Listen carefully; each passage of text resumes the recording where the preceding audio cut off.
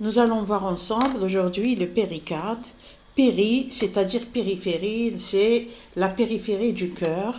Et là, comme vous voyez ce schéma qui montre bien que le cœur est contenu dans un sac, regardez, membraneux. Membraneux, et vous allez voir la structure de cette membrane.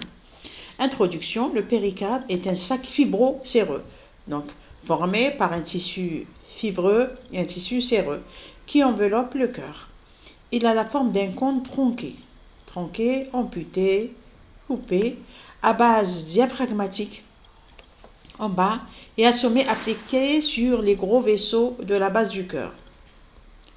Les gros vaisseaux de la base du cœur, là c'est à savoir les veines caves supérieures et inférieures, la crosse aortique et la veine pulmonaire.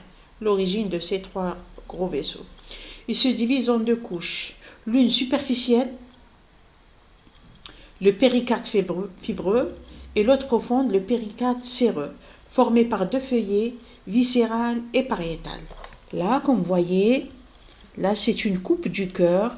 La partie interne représente l'endocarde. Cette couche épaisse, c'est le myocarde, c'est la partie musculaire. Et enfin, la partie périphérique, formée par le péricarde séreux, qui est formé lui aussi par deux feuillets, un feuillet viscéral contre le myocarde, un feuillet pariétal, c'est-à-dire contre la paroi du péricarde fibreux. Et en périphérie, le péricarde fibreux. Entre les deux feuillets du péricarde séreux, c'est-à-dire le feuillet pariétal, feuillet viscéral, existe une cavité, c'est la cavité péricardique.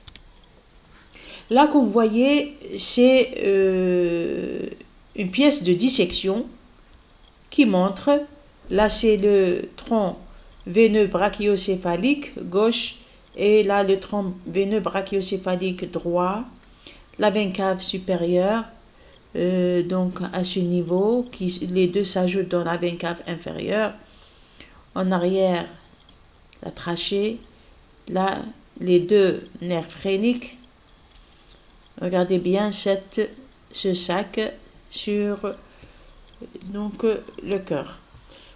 La fonction du péricarde fixe le cœur dans le médiastin. Il le fixe par des ligaments. Empêche le remplissage excessif du cœur. Lubrification grâce au feuillet séreux. Protection contre l'infection. Rappel embryologique. Regardez bien l'embryologie du péricarde. Dès la 3e semaine, là, de la vie embryonnaire, le cœur est un tube. Regardez, un tube avec deux pôles vasculaires. Le pôle vasculaire, donc supérieur, il est artériel. Le pôle vasculaire inférieur est veineux. Le tube cardiaque est entouré par un manchon, regardez bien, issu de la cavité cœlomique. C'est la cavité péricardique. Là, et bien sûr, regardez les lignes de réflexion, la rotation du tube cardiaque, la rotation pour donner des ventricules et des atriums. Là, sur cette coupe, le sac péricardique, le péricarde séreux, les points de réflexion, donc il entoure tout le tube. Là, c'est une coupe à ce niveau. Feuillet viscéral, feuillet pariétal. Et là, c'est la cavité péricardique. D'abord, le péricarde séreux. Là, sur cette coupe sagittale, nous voyons bien le péricarde séreux. Le péricarde séreux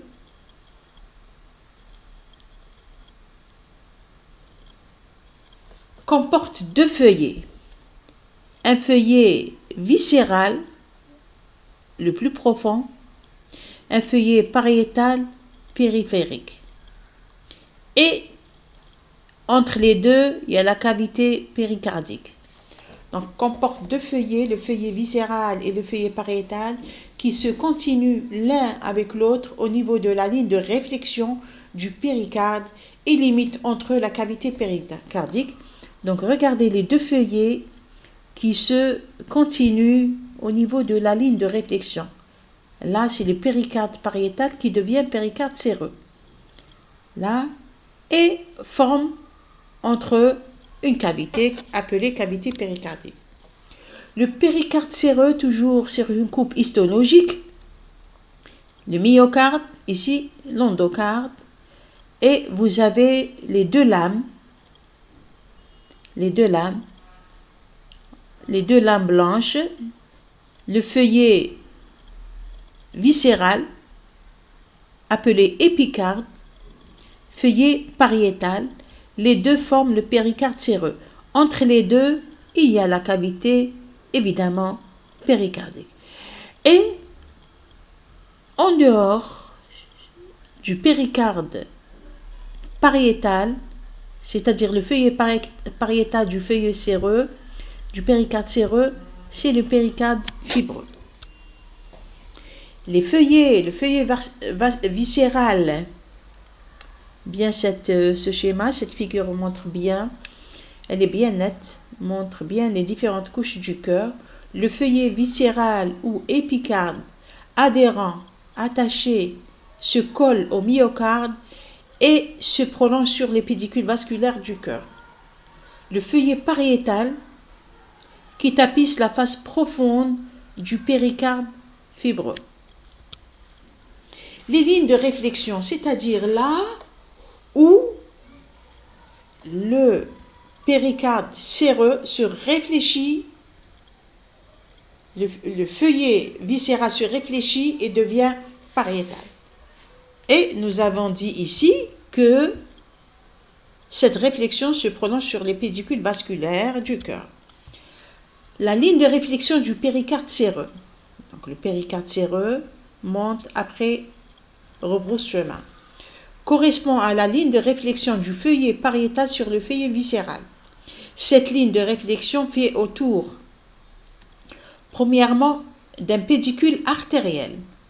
Et là, vous avez la crosse aortique et l'artère pulmonaire. Pédicule artériel à ce niveau, formé par l'aorte ascendante et l'artère pulmonaire. Un deuxième, pédicule veineux. Veineux, nous avons ici les veines pulmonaires, la veine cave supérieure, la veine cave inférieure. Formé par les veines caves supérieures, inférieures et les veines pulmonaires. Vous voyez, arrive à ce niveau, après il se réfléchit. Autour du pédicule artériel, donc regardez, l'aorte ascendante et l'artère pulmonaire. La ligne de réflexion commence au bord droit de l'aorte ascendante, puis passe sous l'artère pulmonaire gauche, qu'elle contourne pour passer à la face postérieure de l'artère. Donc il entoure le tronc de l'artère. Et finit par rejoindre le bord droit de l'aorte ascendante. Il arrive. Donc il entoure et arrive jusqu'au bord droit de l'artère. Autour du pédicule veineux, la ligne de réflexion commence au bord droit de la veine cave supérieure. Au bord droit de la veine cave supérieure. Descend à la face antérieure et au bord droit des veines pulmonaires. Regardez les veines pulmonaires supérieure droite et inférieure droite. Puis la face postérieure de la veine cave inférieure. Il descend juste à la face postérieure de la veine cave inférieure, se dirige transversalement à gauche, vers la gauche, et longe le bord droit des veines. Il arrive jusqu'au bord droit des veines, créant le sinus oblique du péricarde. Sinus oblique du péricarde. En arrière, il ne recouvre pas il ne recouvre pas entièrement les atriums. Donc les atriums ne sont pas complètement recouverts par le péricarde, où persiste une zone dépicardisée, c'est-à-dire son péricarde, c'est le mésogastre postérieur. Donc là, vous avez une zone sans péricarde. Avec ces réflexions, du péricarde, il y a création des sinus. Tout à l'heure, nous avons vu le sinus oblique du péricarde. Là, le sinus de Thel. C'est quoi le sinus de Thel? Puisqu'il y a ici réflexion du pédicule au niveau du pédicule artériel, à savoir la crosse aortique et l'artère pulmonaire, regardez, au sinus transverse de Thel, sinus transverse du péricarde est situé entre les deux lignes de réflexion péricardique artérielle en haut et veineuse en bas. Donc là, la réflexion artérielle, en bas, c'est la réflexion veineuse. Regardez.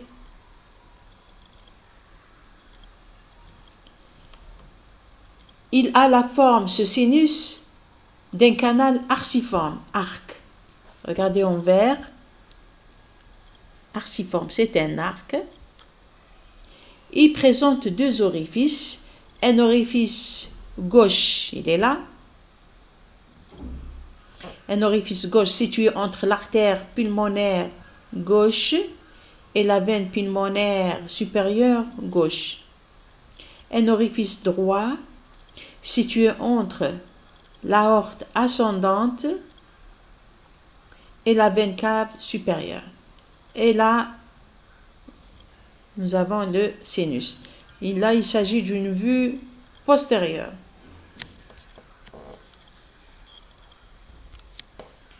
Le cul-de-sac de Haller, ou bien sinus oblique du péricarde. C'est un prolongement de la cavité péricardique. C'est un prolongement de la cavité tapissant la face postérieure de l'oreillette gauche ou bien l'atrium gauche. Bien sûr, regardez, puisqu'il y a des veines pulmonaires, donc automatiquement c'est l'atrium gauche. Et là, c'est l'atrium droit. Donc, est délimité par les 4 veines pulmonaires. Supérieure, gauche et droite, inférieure, gauche et droite. Le péricarde fibreux. Fibreux, en quelque sorte, est un péricarde de maintien. C'est des ligaments qui maintiennent le cœur en place. Fibreux dur. C'est une enveloppe résistante, épaisse d'aspect aponeurotique, adhérent à la lame pariétale du péricarde séreux, comme nous avons vu tout à l'heure sur une coupe microscopique du péricarde.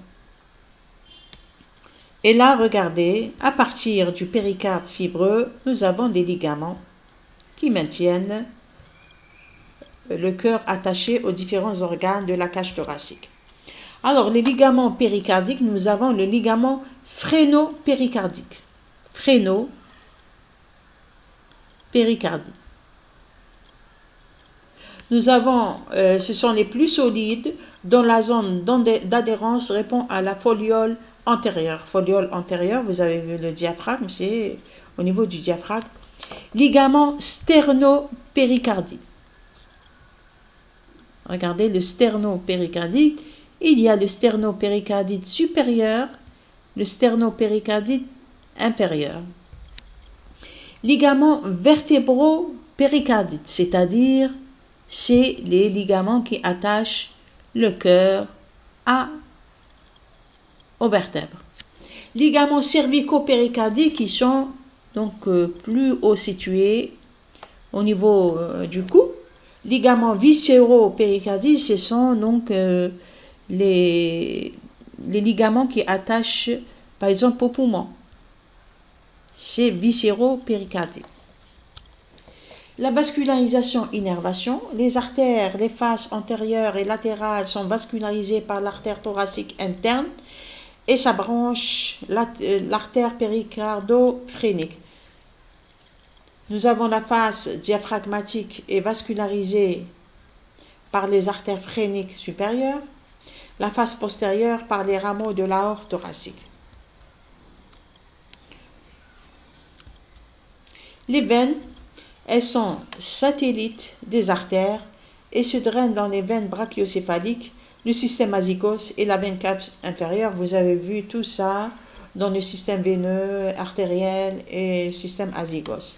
Les lymphatiques rejoignent les ganglions précardiaques, péricardiques latéraux, phréniques supérieurs et trachéobronchiques inférieurs. Donc les ganglions, la chaîne ganglionnaire du thorax. Innervation, les nerfs du péricarde proviennent du nerf vague, des troncs sympathiques et des nerfs phréniques. Je vous remercie.